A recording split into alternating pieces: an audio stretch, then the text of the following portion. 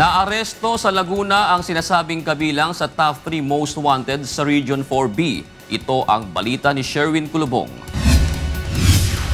Si Alan Alarzar na tubong Gloria Oriental Mindoro ay naaresto ng pinagsanib na puwersa ng Calamba Police, Laguna Provincial Police Office at ng Police Intelligence Branch ng Palawan kahapon ng umaga sa Santa Rosa, Laguna. Ang dating miyembro ng New People's Army na 4 na taong nagtago sa batas ay kabilang sa top 3 most wanted sa Region 4B. May warrant of arrest si Alarzar dahil sa 3 counts of murder, kabilang na ang pagpatay niya sa empleyado ng Municipal Trial Court ng Pinamalayan Oriental Mindoro noong Oktubre 30, 2011 na si Paquito Kits Umbaw. Ayon kay Calamba Police Superintendent Fernando Ortega, naaresto ang suspect sa Barangay Santo Domingo, Santa Rosa.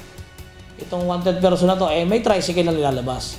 So ang naging cover ko is inimbitahan, kumuha ko ng 2 pulis natin, nagpanggap na mag-aarkila ng service, private, na magwi-withdraw sila, napasok sa loob, then nung mahila na siya, mismo yung driver na yon, yung wanted person na yun, nakasakay sa tricycle, hinuli namin siya, inaresto namin. At inano namin yung warrant of arrest na hawak namin sa kanya.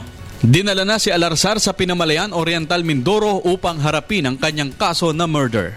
Mula rito sa Laguna, Sherwin Kulubong, UNTV News Worldwide.